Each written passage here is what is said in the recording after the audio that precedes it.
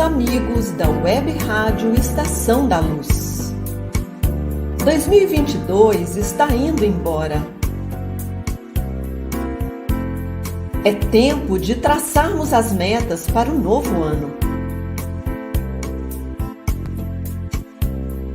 A felicidade terrestre é relativa à posição de cada pessoa. O que devemos buscar para sermos felizes? Meta 1. Com relação à vida material, devemos ter a posse apenas do necessário. Meta 2. Com relação à vida moral, devemos ter a consciência tranquila e fé no futuro. Livro dos Espíritos, questão 922. Embora sejam metas simples, não são fáceis de serem alcançadas, não é mesmo? Nós, da Web Rádio Estação da Luz, desejamos que você se esforce para alcançar estas metas de felicidade material e moral. Não queremos que você tenha apenas um ano novo.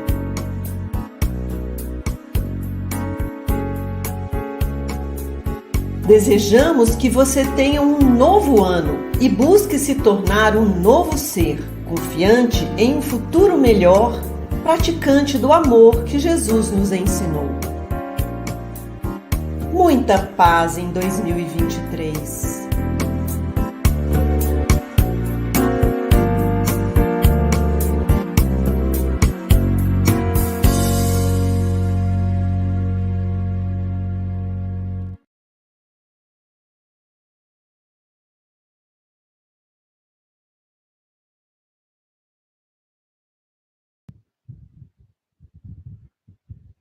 Good morning, everyone. Thank you. Thank you, everyone, for joining us in this series of talks promoted by the United States Spiritist Federation every Saturday morning at 11 a.m. Eastern Time. Today, I am very, very happy to be here and host this talk where YASCO ARACAVA will be talking to us about humility. Humility, is it helpful trait in present times? Before we turn it over to YASCO, I would like to take a moment to do an opening prayer. So if you please, if we all close our eyes and just take a moment to connect to all that is good, connect with God, connect with our beneficent guides, the spirits of light, and be present as we receive from them the inspiration and all the blessings. May our benefactors also touch YASCO, and may all of us be indeed touched by the words of wisdom in our daily lives. So be it. So YASCO, welcome so much. I appreciate. I hope you're doing well. Hi, Marcia. Hello. Hello, Hi. everyone. Yes. Great to have you here to Thank talk you about so much. humility. Yeah, thank you. I appreciate your words. I believe this is an incredible topic for us to talk every day, but especially in these times. And before I ask you to begin with this very important message, I would like to ask permission to formally introduce YASCO. YASCO Arakawa is a member of the Spiritist Society of Baltimore, SSB. She's involved in many activities, such as children and youth activities, the outreach program. She's part of study groups. She does give lectures not only at the SSB, but also other spirit centers in Maryland. And professionally, YASCO is a biomedical researcher in the field of neuropharmacology, and she works at the University of Maryland School of Medicine in Baltimore, Maryland. I would like to remind everyone here today to take a moment as you listen to YASCO to send your questions to her. We will allow time for YASCO to answer your questions, your comments after she concludes her presentation. And with that, I would ask YASCO, could you please begin? Thank you so much. Hello, Masha. Thank you so much for your warm welcoming. Yes, your introduction. I also would like to thank and all the board of the U.S. Spirits Federation with this beautiful work for the Spiritist movement in U.S. And my special thanks to Tanya Schwartz. She's being so diligent and set us up, caring about us, caring about this series of activity and others very important that the USSF is presenting to all of us. Thank you. So let me start to share. Okay. Did you see? Yes. So I thought about this topic. Humility, is it a helpful trait in present times? If this way of being humble is still applicable today, especially in times where we are struggling with the COVID pandemics, we are forced to a new, never thought lifestyle. We have to stick to some rules, recommendation, guidelines from the CDC and other institutions.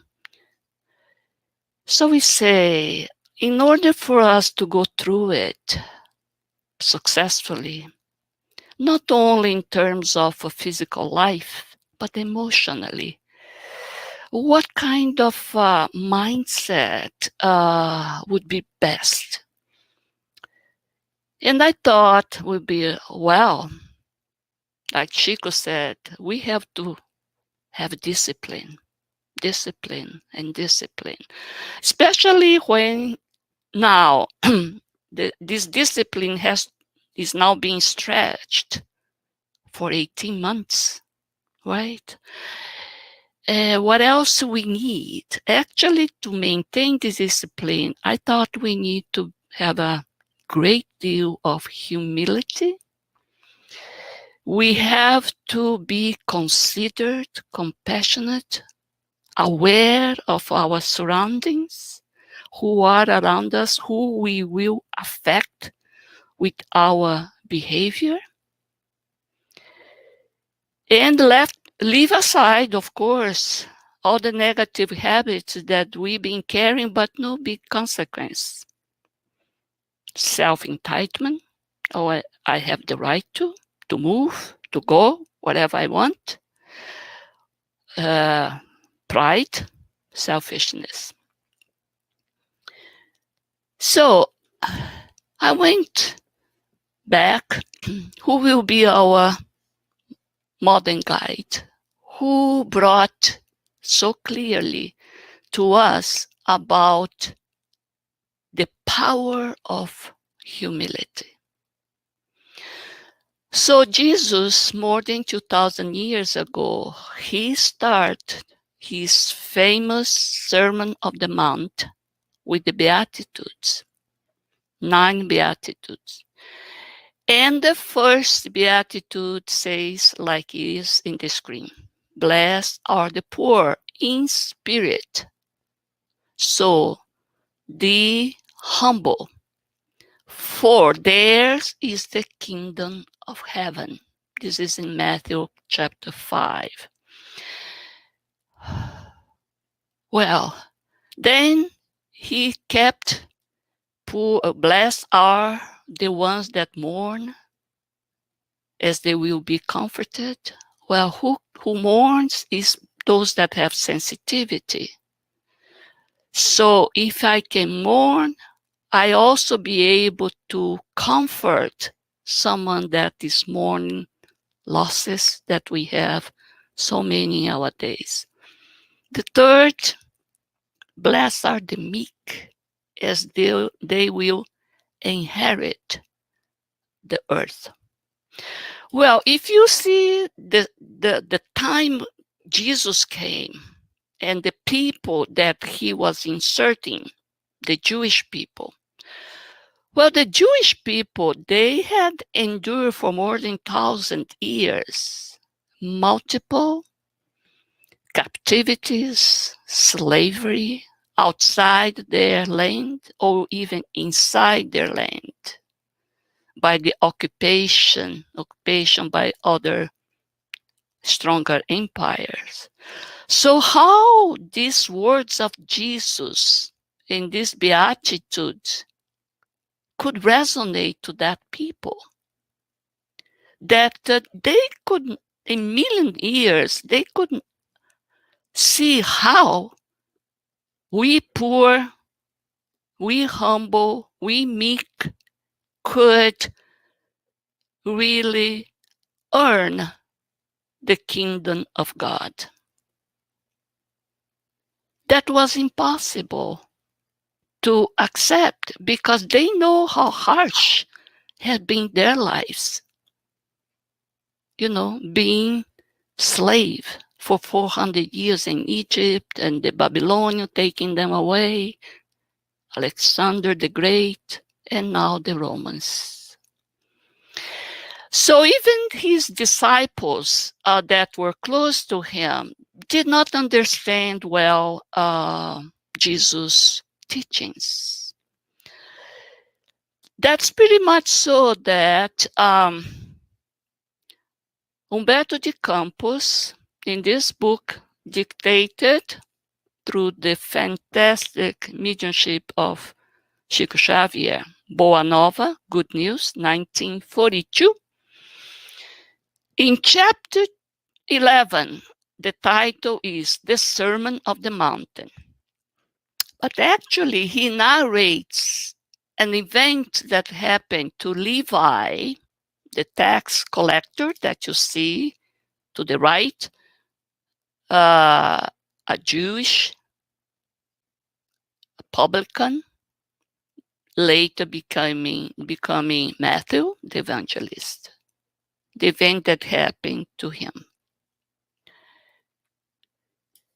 Levi was a very wealthy tax collector, living in very comfortable residence, a mansion. So 3 unfortunate people, unfortunate means with physical disability, financial poverty, some misleading business that are, affecting them. And knocked his door. And of course, Levi at that time could not be humble, did not absorb yet the teachings of the master. So he was kind of upset. Say, well, what these guys are looking for me here. So his words were not really kind to them. So he said to the first, what can you accomplish, Lisandro, crippled as you are? Because they want to work with Jesus in this, according to the teachings of the good news. So how you crippled can you help us? And you, Akla, abandoned by your own family under serious accusation. So he was having relationship problem. And you, Paphos, would I build anything with your current affliction? So you are hopeless and useless to our job, to our project. That's what pretty much he's saying. And he was almost saying name of the Lord, in name of the Jesus. So Umberto says, only then the 3 recognized their painful deficiencies. Levi's rude words had awakened them. Well, they didn't need that, right? Jesus, however, in his loving preaching, had assured that his love had actually come to seek all those found in sadness and anguish. So Levi, of course, didn't get it, so he went to join the group of the other disciples, and that would be together with Jesus that day. And he was proudly talking to other, other fishermen, other people, saying, "Am I not right? How could they help? They are so weak. They are so poor." And so the Peter, all those people said, "Poor, but we are poor too." He said, "No, no, no, no, no. But you guys are at least strong physically. You can help to construct something." So Jesus was listening to the argument, and of course, he looked very kindly to Levi, patting in his shoulder, and said, "However, Levi, we need to love and accept the precious collaboration of the losers of the world. So we losers of the world have something to give. If the gospel is the good news, how cannot it be the divine message for them, the sad and the disinherited of the man's human family? Yes, the divine message is exactly for them. The winners of the earth do not need the good news. The strong, the healthy, no. In the defeats of luck, the creatures hear louder the voice of God. Seeking the oppressed, the afflicted, and the slandered, we feel them so united in their hopes to heaven that we recognize in their calm courage a sublime reflection of our Father's presence in their spirits. They are the afflicted, they are the mirror through which we see the Father's love." That's what Humberto is saying, Jesus is saying. Have you seen any winner of the world with a higher concern than that of defending the fruits of their material victory? Yeah, they've been accumulate more and more and more, be more powerful, be more, rich, they be richer, etc. Right? They're not concerned. They're distracted with the material winning. On that glorious twilight at the lake, Jesus for the first time preached the heavenly beatitudes. His voice fell like a balm eternal over the wretched hearts. Beautiful, isn't it? So, bringing back these three first verses of the three Beatitudes. Blessed are the poor in spirit, for theirs is the kingdom of heaven. Blessed are those who mourn, for they will be comforted. Blessed are the meek, the suave, for they will inherit the earth. How impacting was to the people at Jesus' time when he, in his first public speech, proclaimed these verses and much more. How was impact to the Romans, to the Pharisees, to the publicans, to the taxpayers, to the lower class, poor, made by the poor, sick, enslaved? Well, the Romans were the rulers occupying the region and much more. The empire reached the whole North Africa, the whole East Europe, going to Middle East, arriving up to Syria. But then you have the Pharisees, which represented the high authority, Judaic authority, Jewish authority that would hold the power, not only the religious power, the financial power, the administrative power of these people, the money, the sanitary health issues. They had all this power. Why they got this power if the place was occupied by Romans? Well, the Romans did differently compared to the other rulers. They want the peace reigning in that region. They were interested in Egypt, they were interested in Syria, so they didn't want anything between be in trouble, in turmoil. So they elect the high authority of that people, which were the Pharisees, for them to control their own people. So they didn't need to do the dirty job. And the publicans were the Jewish that accept the work, the not so charitable work, to collect the taxes for the Roman Empire. So they were very hated by their own Jewish taxpayers. The taxpayers were the fishermen, the small farmers that would grow the fruits, some grains. But they got very rich because the Romans didn't care if they put in their pockets some percentage of what they were collecting, because they want the job to be done. So those Jewish class were very separate from the others, right? And the poor, sick, enslaved, which was also poor because they didn't have ways from the birth. They got sick either because they could be born with this different type of sickness, skin problem, got the leprosy.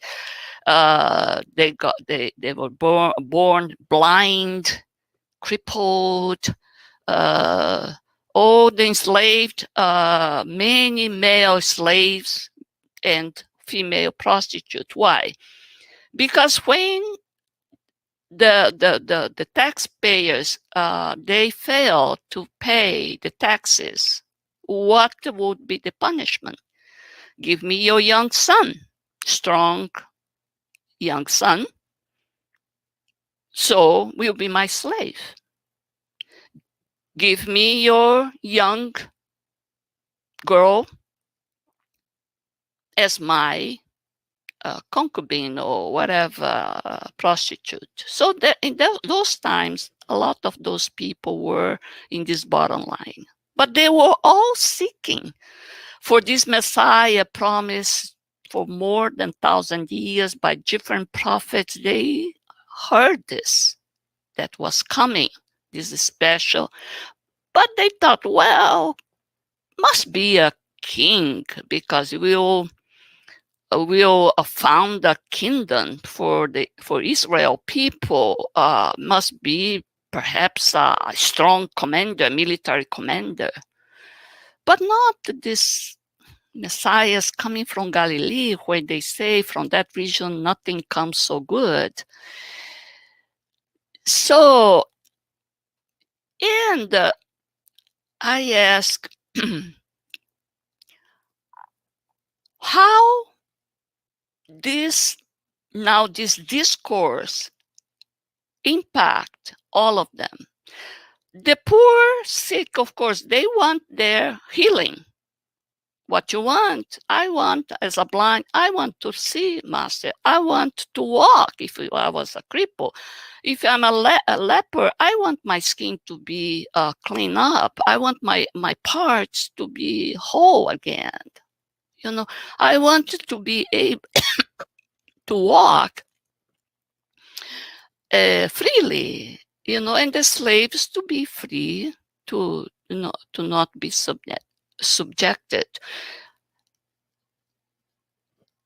Although the Pharisees, as a religious leader, they saw the God, although the God, it was one God, but that God was a punishing God until Jesus came. He punished those that won't follow his laws. So the Judaism was filled with strict rituals, symbolism, whatever you have to do by the law. And they believed if you are wealthy, you have power, you are in the top, is because you've been rewarded by this God that is very just. So justice was the main thing that permeate the Torah and the oral preaching. If in the other side, those that are born with some deficiency, poverty, it's because God is punishing according to the disobedience that they made. So the religious leader didn't need to care, feel sorry, because God is doing exactly what's supposed to do, and those people has to endure because it's their fault. While we deserve that. We have the merit.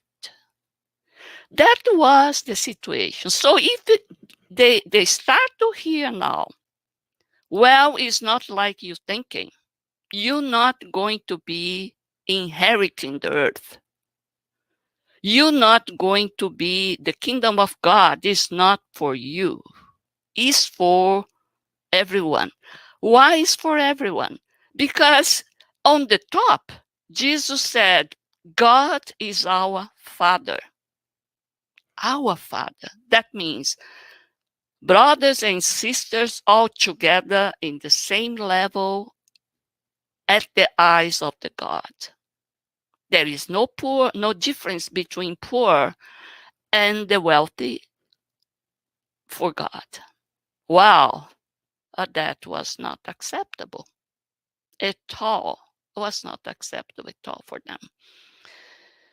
So, of course, Jesus had to be put away, and they set up all the situation, the condition, the circumstance to crucify him.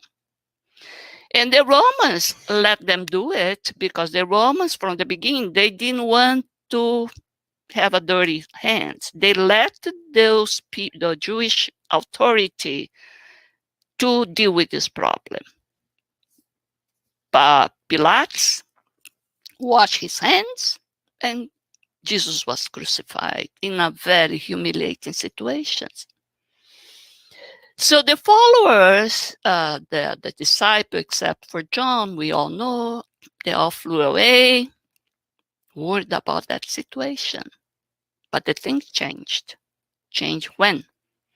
3 days after, when Jesus came, materialized beautifully, resurrect according to the other definition, to Mary Magdalene, and appeared to all the disciples, appear in many different circumstances to 2 by 2, or to all 10, or to 70 or 500 in Galilee.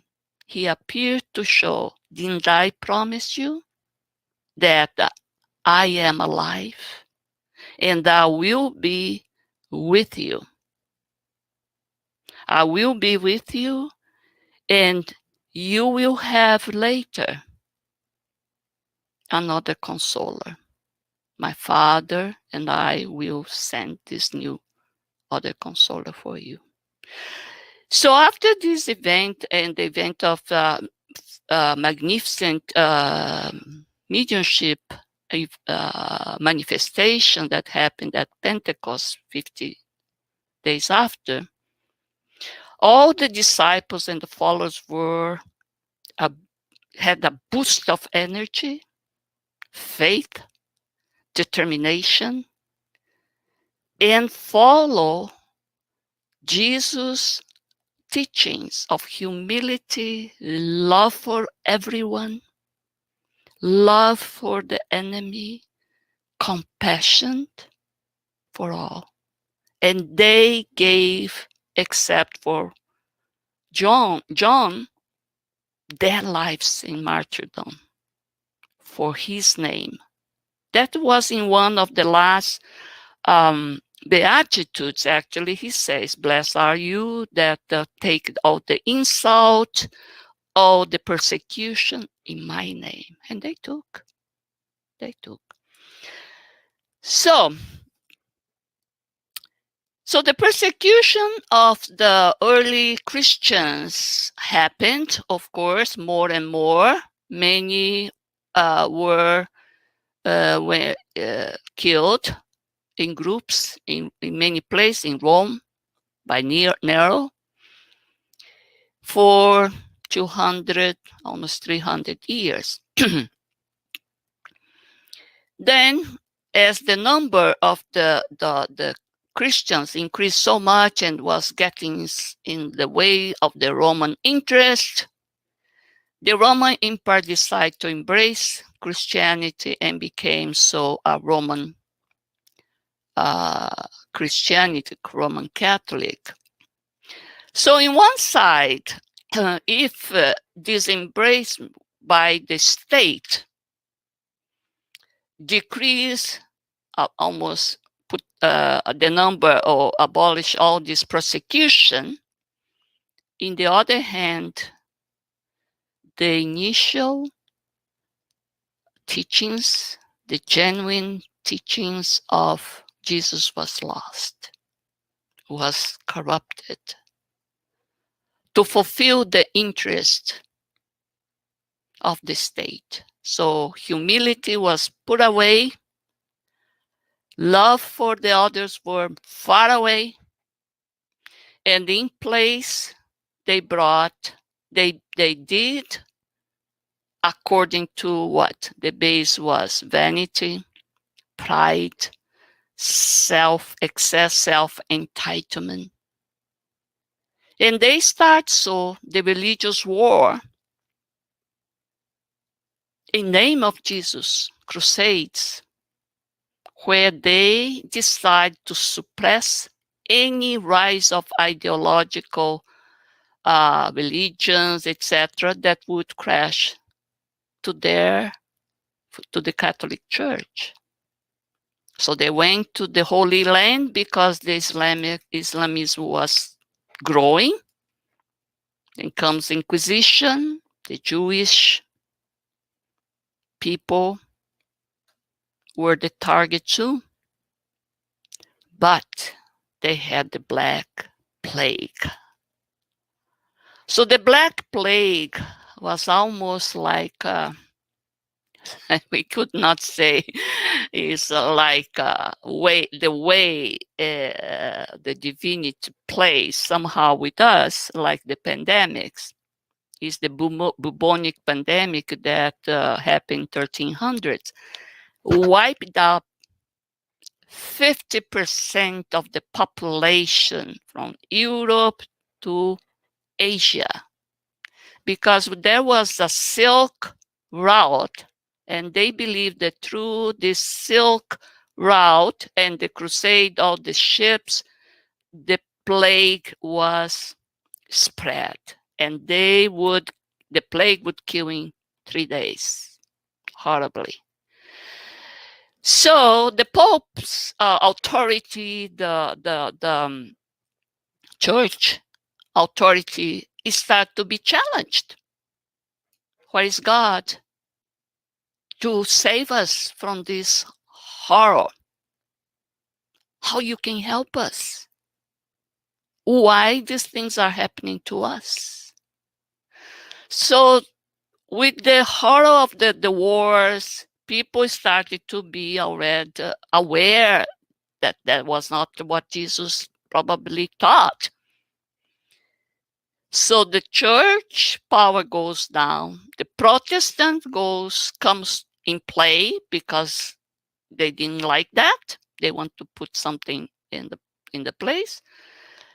And happens the rise of industrial and scientific revolution.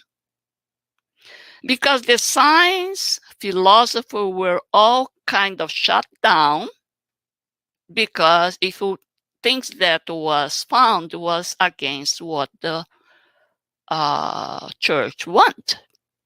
We all know about the astronomy, etc., etc. And also that clean after the Black Plague, it came, of course, there's all the plan from above, the Renaissance. So all types of art, philosophy, literature, reborn.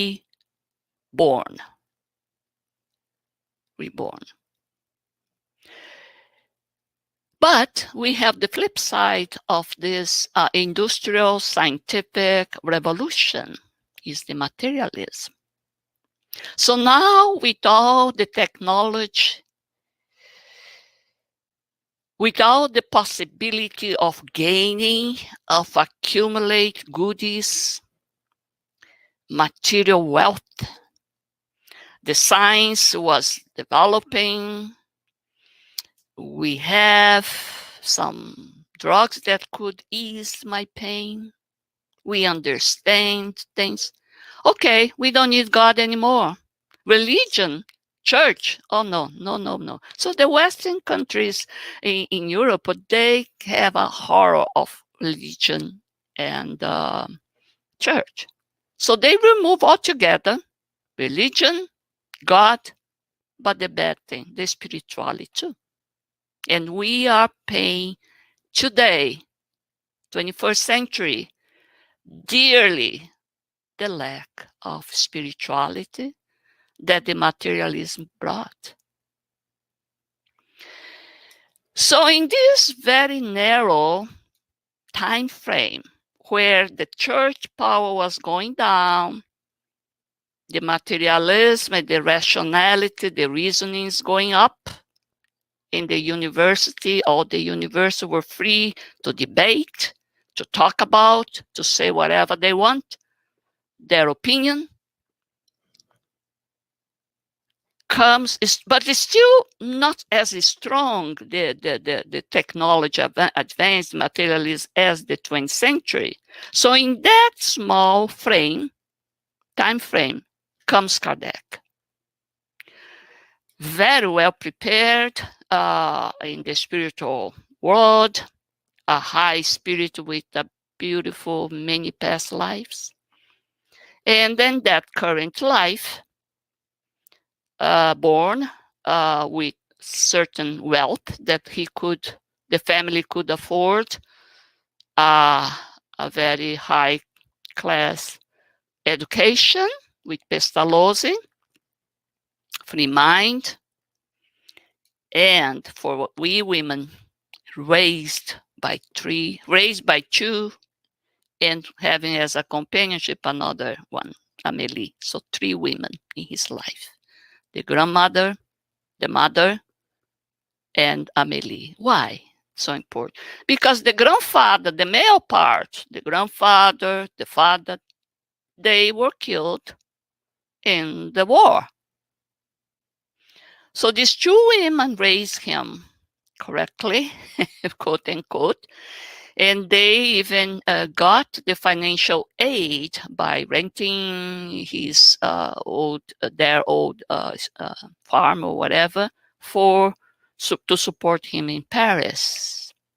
And Amélie, we all know, Boudet, we all know her contribution. So the codification came as Jesus promised to reclaim the original teaching of the gospel. God said, I will send the other consoler to remind you, to refresh your mind of all what I taught you. But this consoler is going to be with you forever. So not only this original teaching of the gospel are rescued now by the Spirit's codification, but also will be the consoler that Jesus promised. And that will stay specially supporting us during this difficult period of the planetary transition.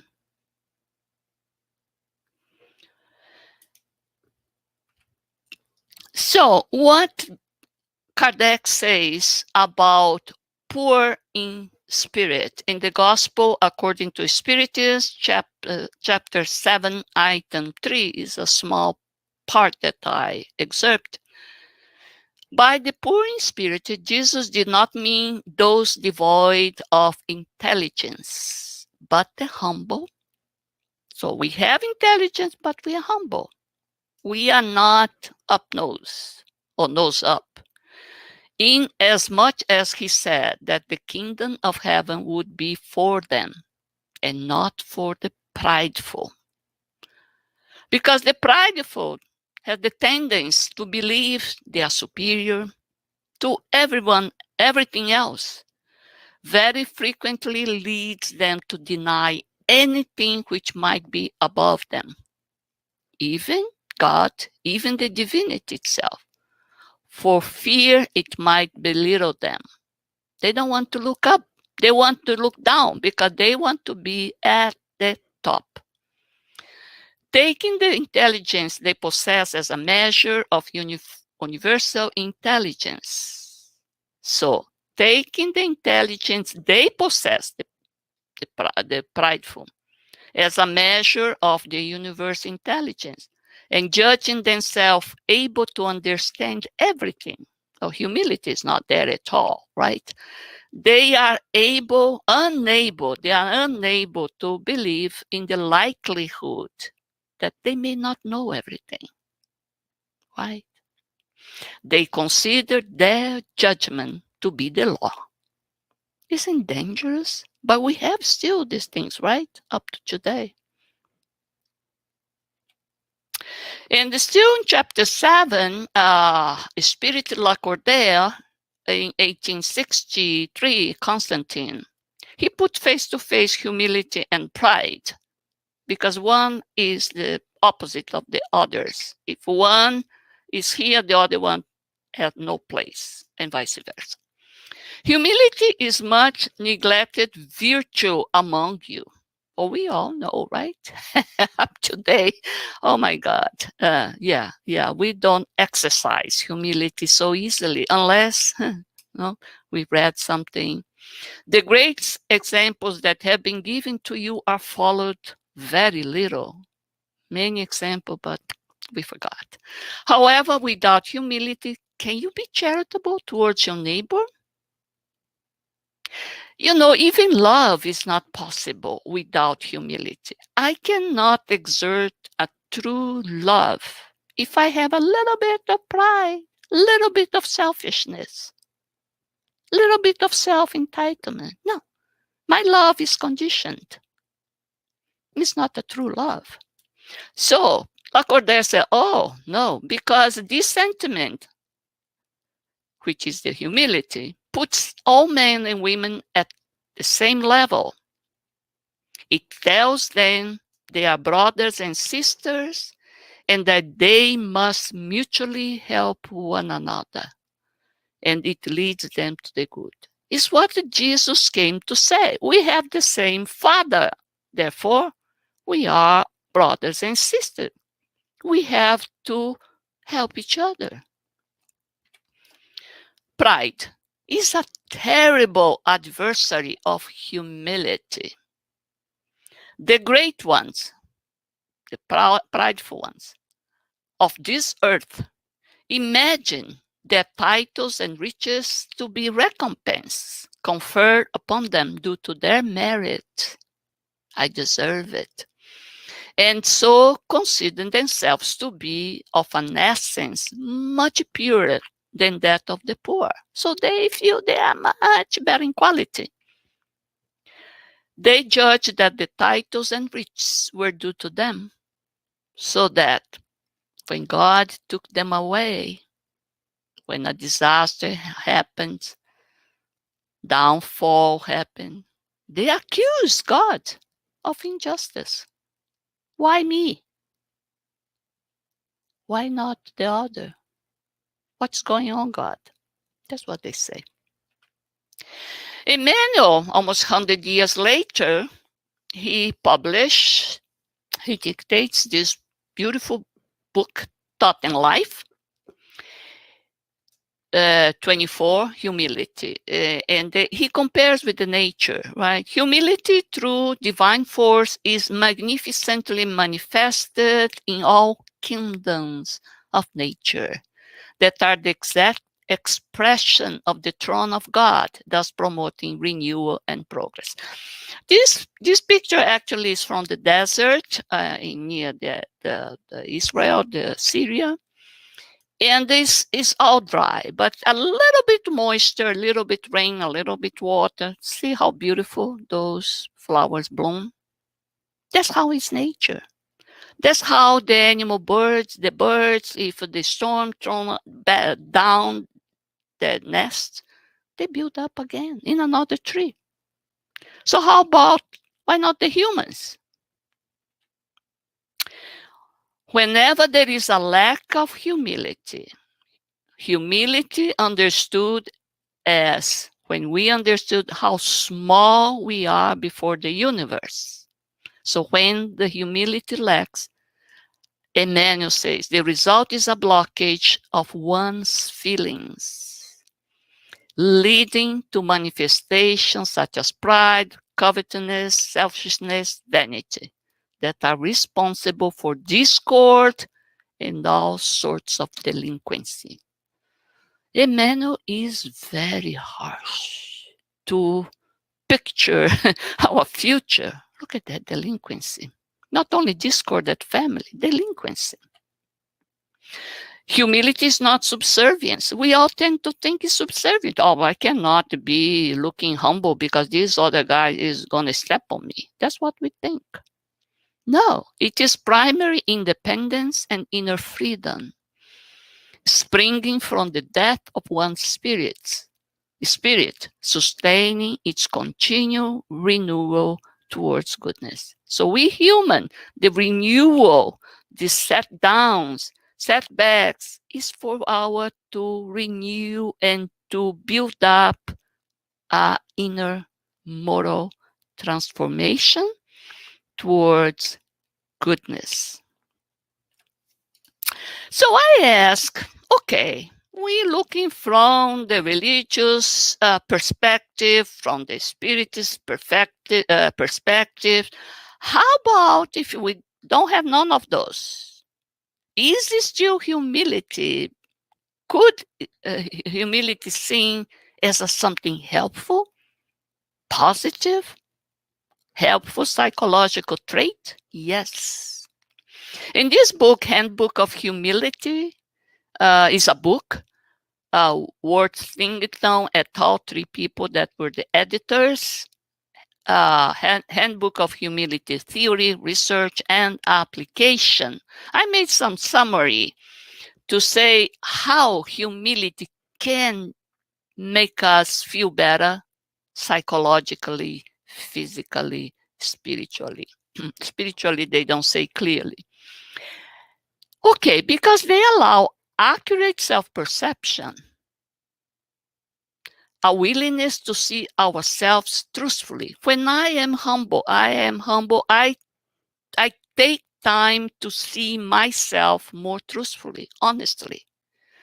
An accurate perception of our place in the world. An ability to acknowledge our mistakes and limitations. The Spiritism is very good because it keeps saying from the beginning, we are imperfect. Doesn't matter if you just don't make the same mistake over again. Mistakes are steps for us to learn, but not to step in the same hole. Humility allows modest self-portrayal. Humility is an attitude of spiritual modesty that comes from understand our place in the larger order of things. We are all parts of structures that are larger than ourselves, even in couples. Two people, it's me and somebody else, 50-50. Families, we have to divide. We have all our small contribution, but not rule alone. Communities, nations, the organization for which we work, and the human species. In human species, and then if we put all the other kingdom, we have to portray ourselves how much dependent we are as a species to other species. If there is no pollination by the bees, if there is no such a thing from in the depth of ocean, in the roots of the forest, we're doomed, right? Humility fosters better learners and problem solvers. Those are for people that are in business, in the university, workplace, creating something with a work group. Humility is directly related to our ability and willingness to learn. Even when you are the CEO, we can learn from anyone and everything at all times. We can learn from friends and family, from our children, and people who master specific skills. Oh, I can tell you, these things of technology, diverse platform, oh my God, my little student, the children there can just help like that. And me struggling. Positive psychology, humility is also related to a general increase in positive emotions. Fostering self-forgiveness. Self-forgiveness is very important. Don't try to condemn ourselves forever. Feeling guilty, less stress, fewer negative experience, fewer depression, fewer panic attack, fewer phobia, fewer anxiety, resulting in better mental and physical health. Other-oriented relational stance.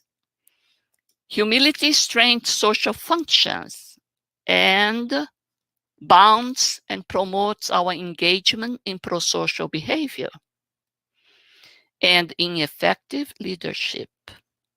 We have to be able to relate to others in a very gracious, positive way.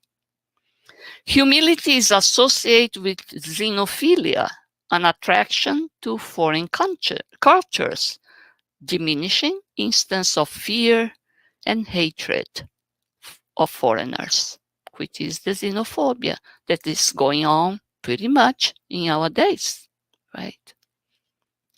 But there are also important things in our time where the family values are kind of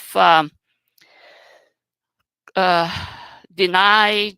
We have these genders, racial clashes,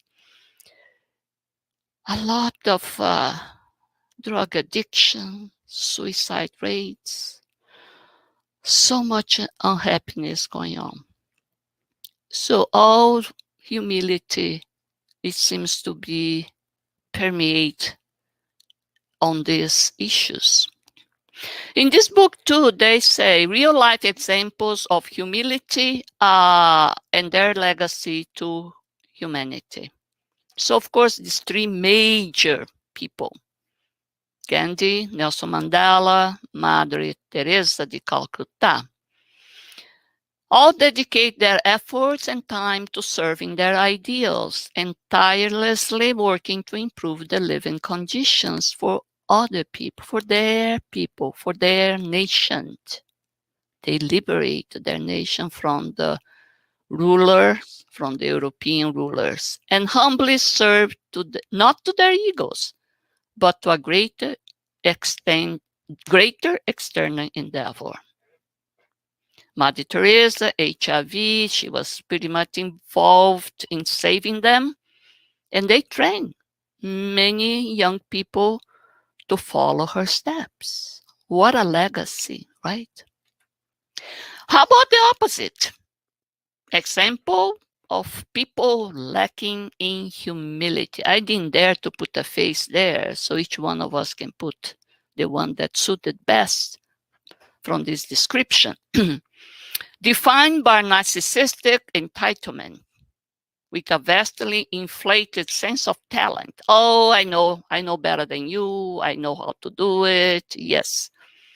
Self-absorption, high emotional reactivity, a desire to dominate, a tendency towards sexual harassment, prejudice, bullying, vengefulness. Oh my God, is there something else worse than that? All of these traits are negatively correlated with humility. Rather than admitting their errors, these type of persons seeks to demolish the reputation of their competitors. They want to put it down, the competitors, by damaging their reputation, their family settings, mercilessly. So, there are some exercise for fostering humility, and I see these two. I love these two, Dalai Lama, Desmond Tutu, when they got together. They are so humorous. They laugh so much. Humor is a powerful tool. We can all benefit from laughing more about ourselves and our imperfection. It feels good to say, well, sometimes I think I'm not, normal, something. We laugh. Why did I make this mistake? It's good to put our pride aside. So the exercise is, of course, it has to go through gratitude and appreciation. Those that cannot appreciate, cannot be grateful, it's very difficult life. So gratitude and appreciation invites us to value our important relationship with others. It encourages us to think about the people who have influenced us most positively in our lives. A teacher, a neighbor, a cousin, an aunt. Truly appreciate their contribution and articulate our gratitude. Sending a note, something like that. Increasing awareness of complaining. We sometimes don't realize how much we are complaining. And complaining is the opposite of gratitude. Is excess self-entitlement. We think I deserve, I have the right. No gratitude. Acknowledge 3 blessings each day. Let's do that. Write down 3 things that went well and reflect on these things that at the end of the day. Well, that almost accident didn't happen. And almost spill of the coffee that happened. The almost, it's our many things that didn't happen to us. Like Joanna says, the bad thing that happened to us also was a positive thing. And plus the positive, oh, well, that word that my colleague just exchanged with him just made me feel better. Something like that. Little gratitude habits include a list of small but significant habits that aim to generate more grateful mindset. A smile of good morning when you say good morning. Hi. Thank you. Are small, and people, they are nourished so much when you look at their eyes and say hello, every morning.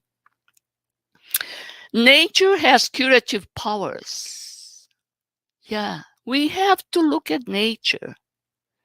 Nature gives correct sense of our self-importance and of all by looking out the sea, touching the ancient trunks of towering tree, or viewing the waterfall, fast-flowing river, still deep ponds. All this visual, visual could take us to the meditative state of mind and can cure us, both mind and physical. We all know that, right? So you see that we are invited to exercise humility in our days. We are the ones that will construct the world of regeneration. It's not the planet, it's us.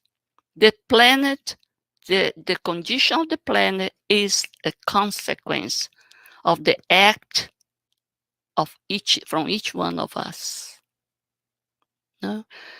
We, in exercise humility, we have to leave aside slowly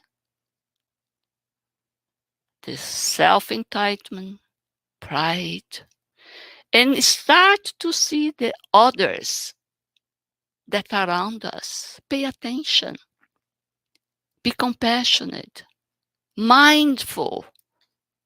That's our exercise. And we need so much in this time where so much of the unhappiness is going on. Viktor Frankl said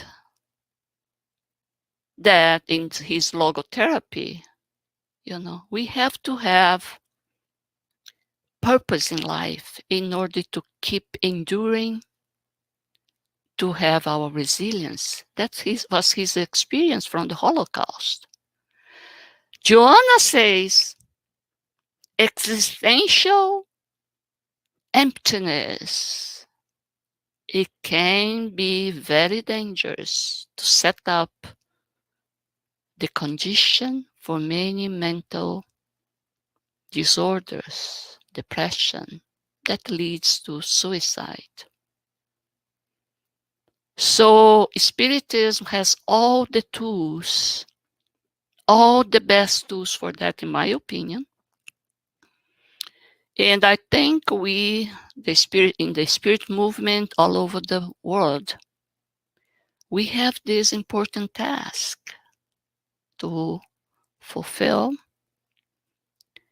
and to initiate and to be of more help, having our healing power set up during the passes, fraternal conversation. We need to clean up ourselves, our inner selves, and follow the Christ promise. I'll send you another consoler that will be with you forever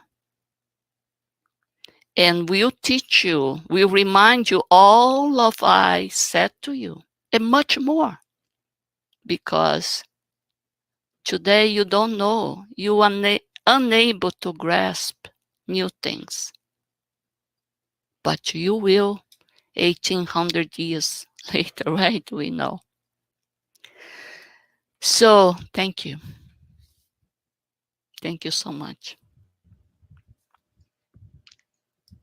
Thank you. Thank you so much, Yasko. Wow, who could have thought the impact of humility or lack of it in our lives? Thank you for such an enlightening talk and the call to action to exercise humility. So we are now open for comments and questions from the audience. And I have a question. Yasko, thank you for discussing humility in a historical light. Can you tell us more about the lessons we should have learned? For example, are we emotionally equipped to go through our future in the planetary transition? Well, dear Marcia, the history says that we didn't learn much from the last earlier pandemics. Of course, this is too pessimistic. From the Black Plague, of course, it came out something positive. The church, the heavy ruling of the church, unfair ruling, the Renaissance. But more modern, the Spanish flu that is pretty much close to what we have the COVID. Just at that time, 1918, we didn't have the medical resource, the scientific advancement to stop now that we almost, at least in the United States, almost get rid of in 18 months. But that flu lasted 3 years and killed 30, 50 times more. And with lower number of population, imagine. And if you look at the Spanish Spanish flu pandemic, it was exact between two great wars. The first war had just finished. We had the pandemics, and we start another war. So what did I learn? What was learned? The same generation could almost face these three events. At least they could hear from their mothers, and they pass to the children. So it seems we didn't learn, but to the eyes of God, probably we learned. They are patient. Time is not the issue. So what I expect with this pandemic, it is very bad because we are in this turmoil of the transition. But I feel this technology, exactly this technology of sharing, allowing us to share, that we have been sharing not good stuff, we can start to share as the Spiritist movement in Brazil, here, and all over the Europe, that using this technology to spread the good news, to spread the Spiritist tools. So imagine that people can listen through the cell phone, a good talk.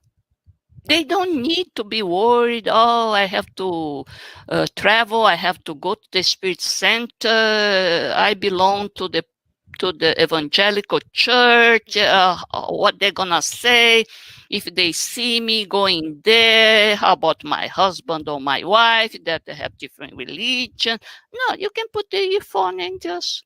So we hope that we did and we're still doing a good job spreading the Spiritist concept, the Spiritist hope. And that because we are suffering so much with all this depression, mental issue, that people come to look back to spirituality, to look for spirituality. If it's not God, if it's not church, at least for spirituality. Because without that, in this crucial moment that we are in such a painful mode, suffering, you only think to jump the building. Yeah. So we hope that knowledge is powerful. And the only thing we ask that we deliver this knowledge with kindness in the correct mode, with the correct words, not in a rush, giving our ear first, kindness, and then when the time comes, offer more knowledge. Absolutely. Thank you. Let's see if we have another questions, and we do. Thank you, Daniel. Daniel is asking, what do you think about those who says that in nature only the stronger will survive, and that actually being too humble will be soon crashed? Well, we are thinking nature only physical way, right? Mhm. What we see externally, the trunk, the tree, our body, but we are not that, right? The tree has all the parts that is down the earth, that after the storm, that serves as a boost of nutrients. After volcanic eruption, that land after millennia becomes is a different land. It aggregates some new nutrition, some new type of material there. And so we are. We are spirits, immortal spirits. We don't have just this one life that I need to have a strong physical body. The best of mental set. We don't know why we have this deficiency. It's exactly to strengthen our spirit, our moral traits, which it matters in the end. So let's not see ourselves in this very narrow frame of physical life, physical corporeal life. Absolutely. Thank you. Let's see if we have another question. And from the U.S. Spiritist Federation page, we have the question: pride, the opposite of humility, is used by many in a positive way. For example, being proud of some personal achievement of a child, etc. Can you, Yasko, discuss if there's any positive aspect of pride, or do we lack a better word to define it? No doubt about it. Very good question, because in the process of diminish or put a negative force in one word like pride, we forget that pride has all the nuances with the same word, because we don't have different word for that. We should have positive pride, negative pride.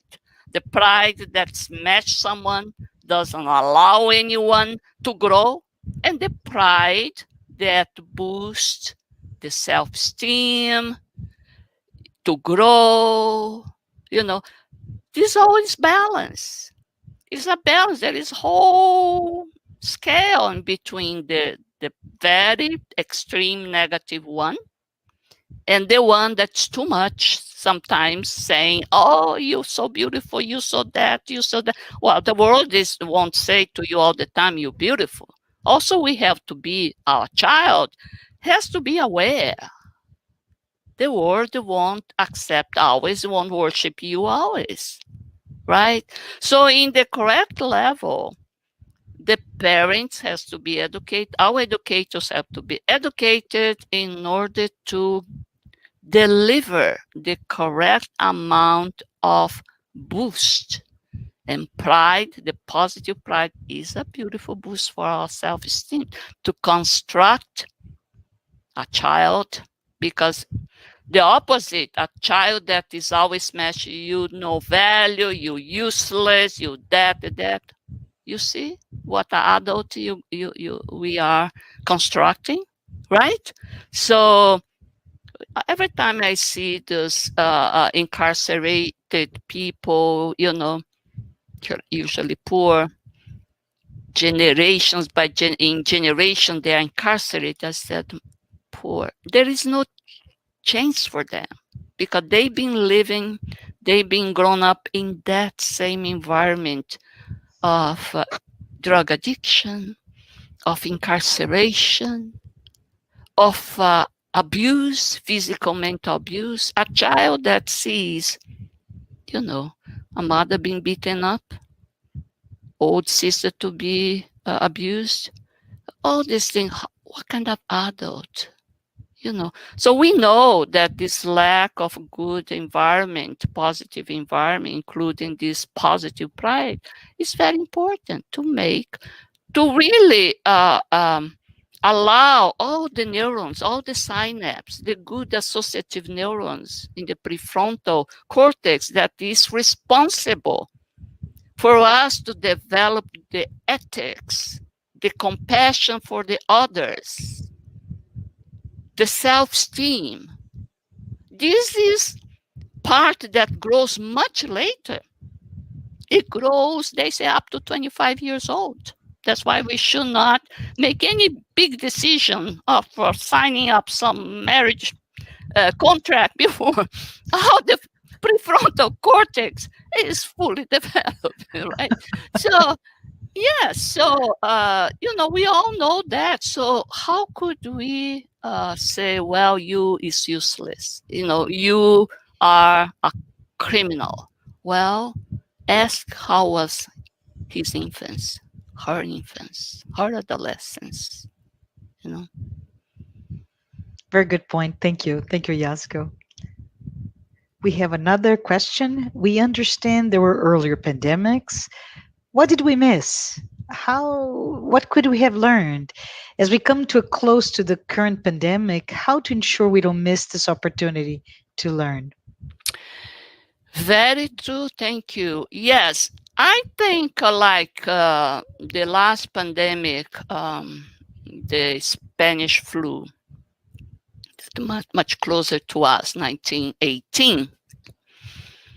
We were in the top of the materialism, the technology advancement. Our mind was set to smash others using nuclear arsenal, aircraft, whatever it is that technology could be given to us in order to conquer the others. So we are in the height of this, and we still are. We are still in 21st century.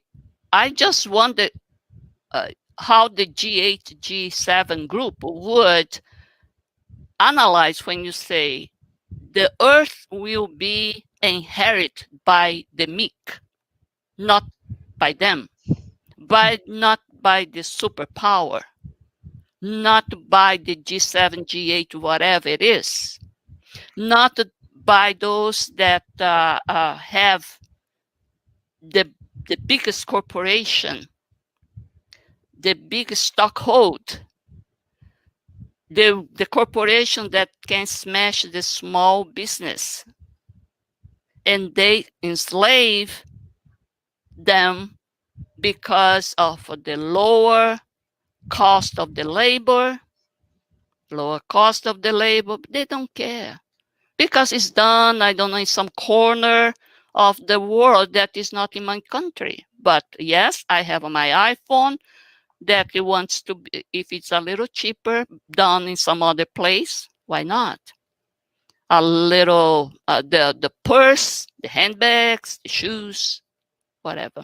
So it was in the height, and we hope we're going already downhill in terms of materialism, because materialism did not give the happiness that we thought we would have it. All the consumption, all the goodies did not bring and did not prevent the mental disease, mental disturbance, suicide rate that is very, very high in those places where the lifestyle is so high, materialistic speaking. So how these things is happening? So I hope this is already, we are in a couple of decades already aware of this. Something has to be done.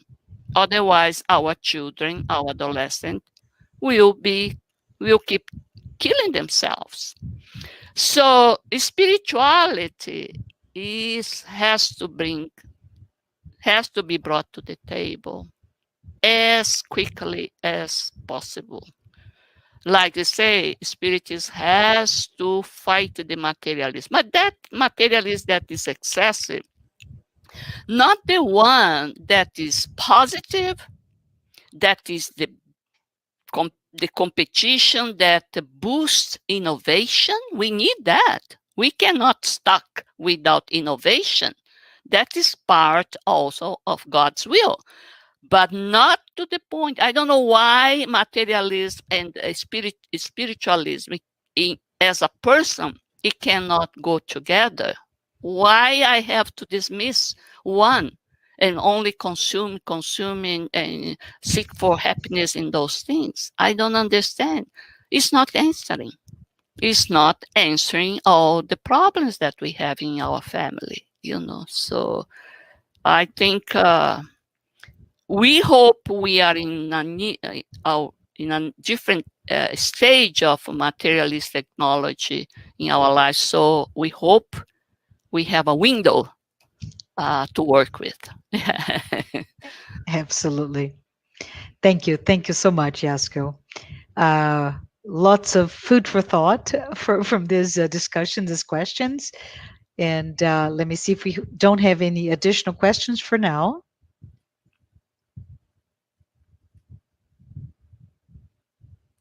Awesome. Hi, We have Tanya. some words of some words of thanks. Thank you, Tanya. And I would like to take this opportunity to say thank you. And wow, thank you, Yasko. Thanks everyone who is here today that watched this live talk, and all of you who have been following us on our weekly talks. And just remember, next Saturday, which is July 10th, at 11 a.m. Eastern Time. Please don't miss Marcos Magalhães. He will be speaking from Canada, and the topic of his talk is spiritual and physical pathogenesis of disease. Yasko, I would like for you to please close our live talk today with a prayer. Is that okay? Sure. Thank you. Certainly. Thank you, everyone.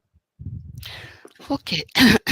So let's concentrate our thought, boost the best of our energy, the best of our emotion, sentiments in our heart.